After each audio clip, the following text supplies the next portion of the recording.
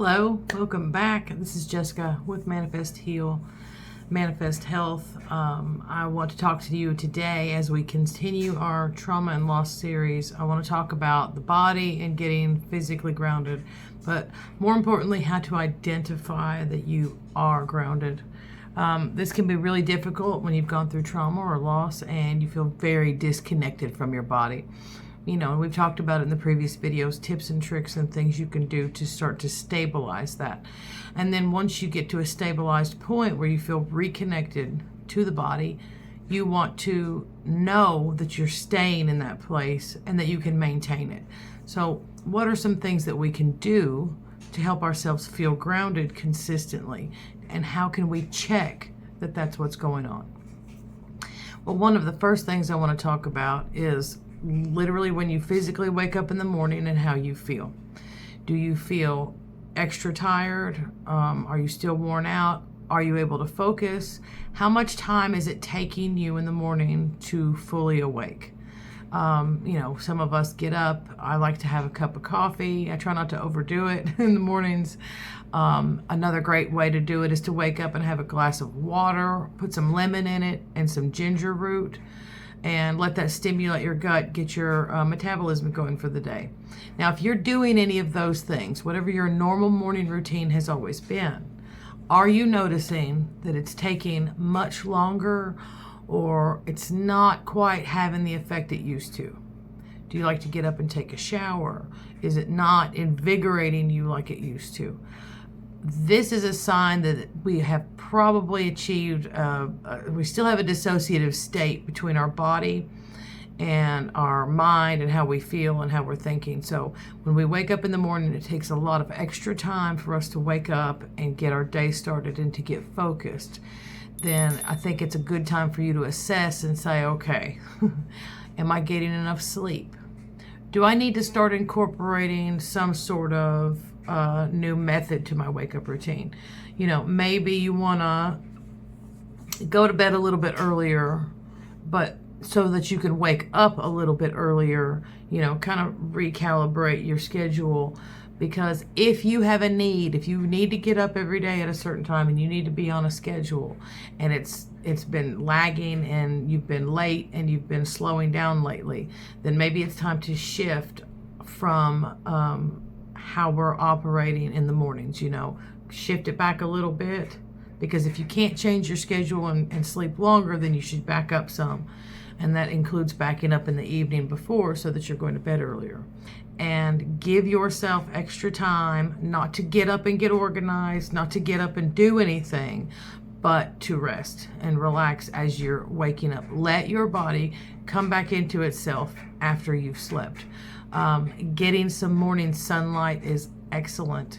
Going outside and standing on the bare ground in the grass, touching earth, is going to get you grounded. Your energy is going to be grounded for the day, okay?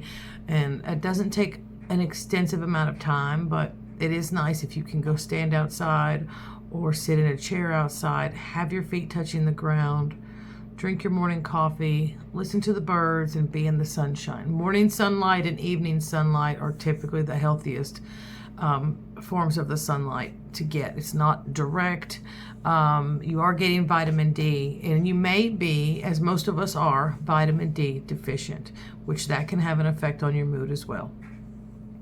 Another way you might be finding out that you're not as grounded as you think as you go throughout your day is that your diet has changed and shifted. You've had a lot of trauma and you've had a lot of stress, and maybe you're finding that you're still not getting back into your old routine, depending on how much time has passed, and you're not noticing when you're hungry, and then very suddenly throughout the day you're like completely drained, or you're overly tired, or you're ready for that nap in the middle of the day. We can get more and more and more. That can become our normal. And we can miss the signs that this is actually telling us that you need a little extra boost and there's a little bit more self-care you need to be doing.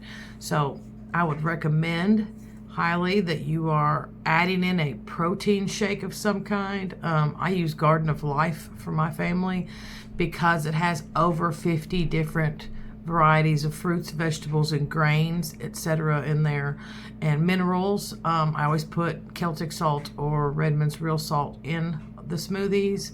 Also organic, very, very good cinnamon. Saigon cinnamon is one of the best, and which you can use whatever cinnamon you have, but Saigon cinnamon is a very good cinnamon to use.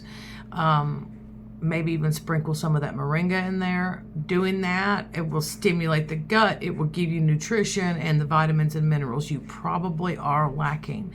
Because if you have not been able to restore balance to your diet after loss, after some kind of trauma has happened, it's going to start to affect you. You are going to become malnourished. Very oddly enough, we live in a society, especially if you live in the United States, you'll know this, we live in a society that overeats and is simultaneously malnourished. Our diets do not consist of the minerals and nutrients we actually need. It consists of a lot of filler, a lot of carbs and things like that. It's fine if you love carbs. I love carbs, but I've taken the time to get organic unbleached whole grains and make my own pasta, for example. You can make some pasta with some flour and egg. You can make your own breads. Sourdough is excellent, full of probiotics, good for the gut. Anytime you can get your hands on some healthy grains and things like that, especially whole grains. We know that buying bread at the store, there's so many different things. There's so many different things. It just seems like the list keeps growing exponentially. But just do what you want to do and what's most comfortable for you. So if you feel like the bread in your life is not up to par, then I would work on that. I wouldn't necessarily go through your whole life and revamp the entire thing. It can really stress you out. So we just kind of go with the flow and find the things that we want. If your body is craving something, then give it what it's craving, but I would recommend you try the best source for that, or the homemade source is really the best. It has the fewest ingredients, and it's a good activity to do. Getting grounded through activities such as baking or cooking or gardening. I'm not necessarily pushing chores. I'm pushing things that are healthy and healing. You don't have to have a garden, but if you want to, it can be very therapeutic. And it doesn't have to be a full, huge garden. If you have a pot and some soil and some plants and you want to plant today, I think that's a great way to reconnect. Your hands are in the earth, you're outside, you're breathing fresh air, you're doing something creative. It's also beautiful. And it is a great way to get yourself back to center, back to your center point. So if you like art, if you like pottery, if you like painting, or if you just like listening to music, we're trying to bring ourselves back into center, and we're bringing ourselves back into feeling grounded.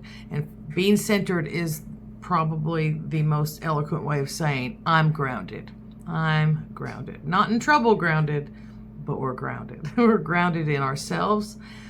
Our emotions are grounded. Our thoughts are grounded. And our body feels grounded, which brings us a sense of safety and security. After a trauma and loss, it can feel very difficult to feel safe again. That is critical. It is critical that we can find a way to feel safe again. So a great way to help you to recenter and feel grounded. I do have some tools and resources that are available at manifestheal.com.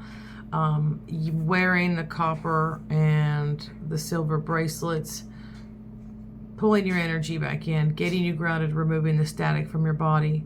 It's a great way to have pain relief. It helps you sleep at night. It helps you rest. It helps you find your balance. Okay, so there's tools and there's things we can use that will really help us. Taking the time though to give yourself attention that is positive and true and real is going to be your number one biggest thing. And again, that can come in the form of I just want to bake some bread today. I just want to bake some bread today. I don't know what else I can do or handle right now. There's so much going on, but I know I want to bake this bread and sit down and enjoy it and feel into that comfortable place.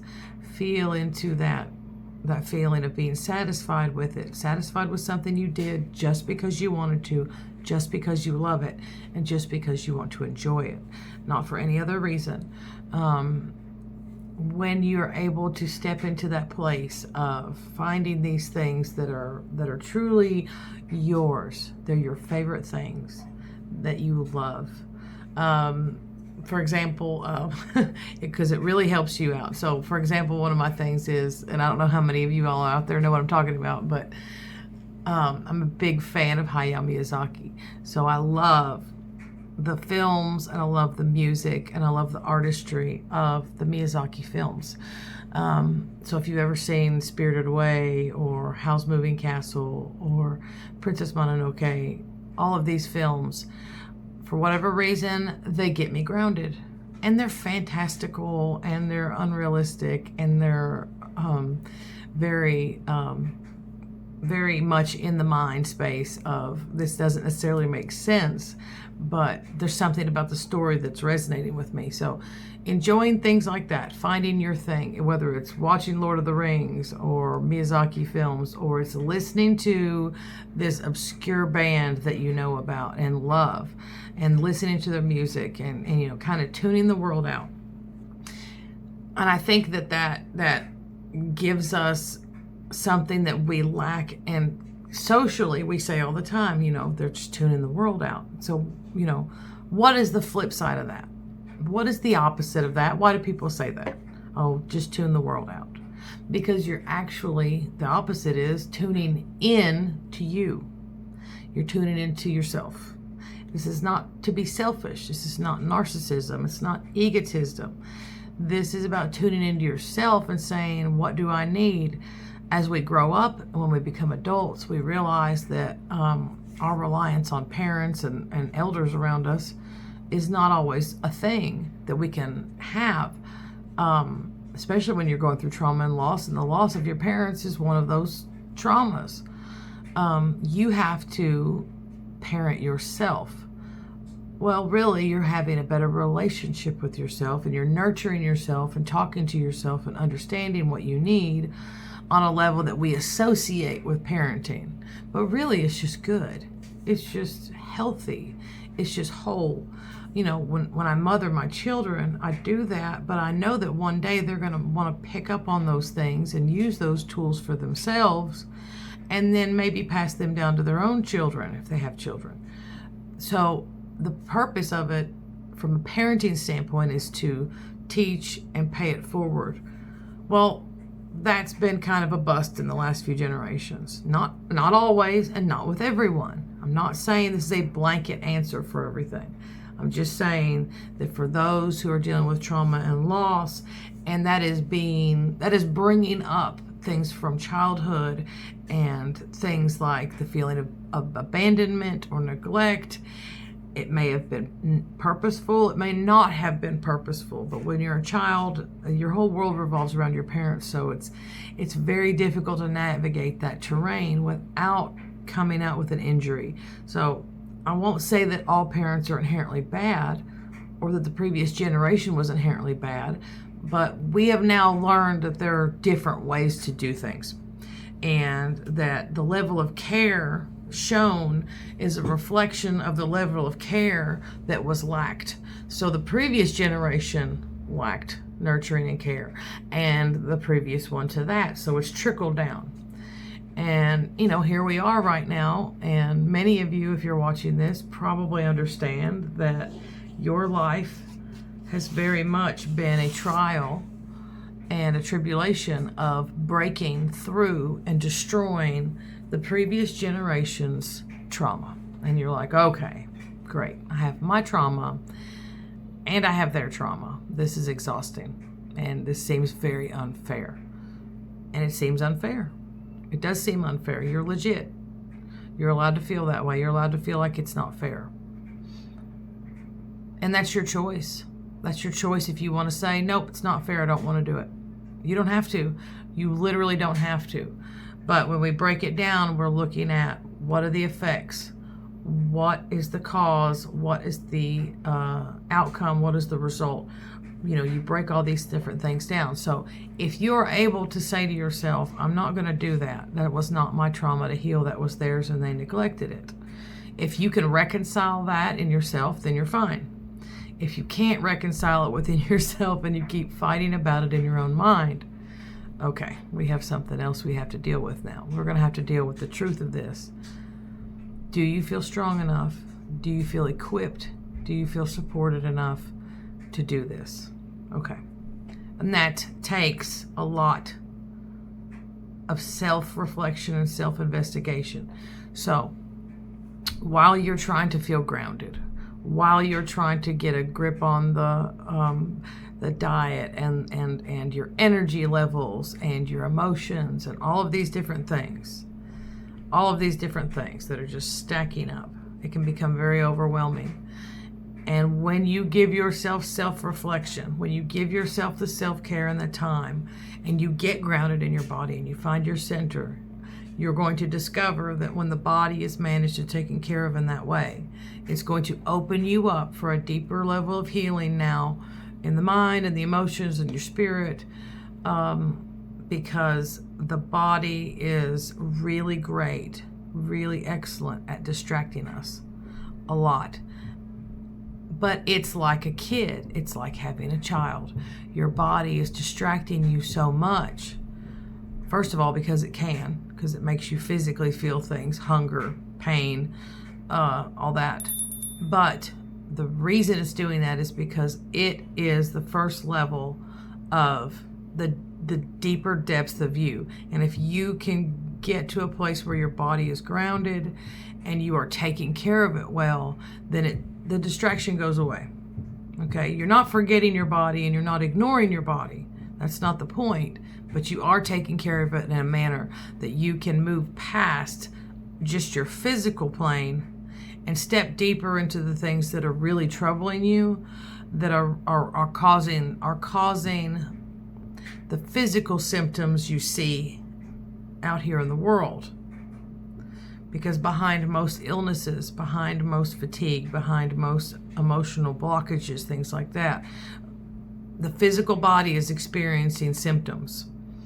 And we often don't discuss how it is actually a soul level healing that needs to happen in order for physical healing to happen. So we're told, go after the physical healing, So whatever the world's saying, flip it. Just for fun, flip it. So if the world's saying, worry about your physical health, worry about your physical health, worry about your physical health first. But what if you worried about your inner world, your inner health first, and the physical took care of itself? Because it works like that in spiritual matters. What we believe and think comes out into the physical world and manifests. But the manifestation is always second. First is the thought. Second is the manifestation. So if you are manifesting a place of peace and harmony and healing, and you are working in here, it will manifest outward. We always produce outward. So that's just something to think about today. I want to help you and encourage you. This is a hard road. There's a lot of things that happen. You can, if you're experiencing trauma and loss, I'm sure you've also had illnesses pop up or different issues come up, and it just seems like it's hitting you on all sides. But please understand that there's a greater plan and purpose for your life and how this is going to evolve. And whatever trauma and loss you are going through, it is the hope. It is the hope that you will heal from it and discover a deeper, stronger version of yourself that is also more compassionate, and that you can take this energy, you can take this beautiful, healed up, wonderful energy and give it to others to help them on their journey. Even if that's just, the people in your very own home, that's okay. It doesn't have to be the whole world, or it can be. That is up to you.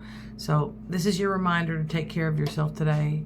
ManifestHeal.com. If you're watching this video in July 2025, there is a sale going on right now. I encourage you to go check out our products. I have the magnetic copper bracelets. I also have natural stones, and all of these things are for healing. All of these things are for energy work. All of these things are for EMF protection.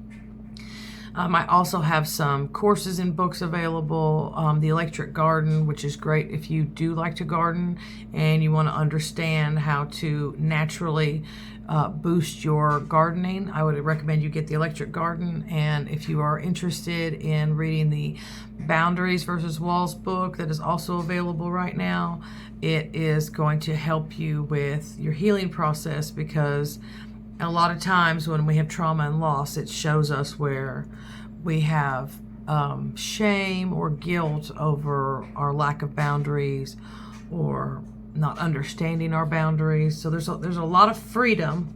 There's a lot of freedom in understanding healthy boundaries. And instead of building walls up to protect ourselves and block everybody out, we want to have boundaries, because they move with us and they go with us, and they go within each and every situation. So they're flowing in and out of our life, okay? Walls are rigid, but the boundaries, it's like, okay, imagine like being in a bubble, and everywhere you go, you have those boundaries. And it depends on the person, it depends on the conversation, it depends on the context, which boundaries and what you will utilize. But understanding and having healthy boundaries is going to vastly improve your life versus having a stagnant wall that says, I don't know who you are, I don't know what you want, I don't understand what's going on right now, I just don't want anything, just nothing. Walls make nothing happen. And they're very blinding. So check it out at manifestheal.com. I look forward to talking to you all again on the next video. So catch you later. Bye.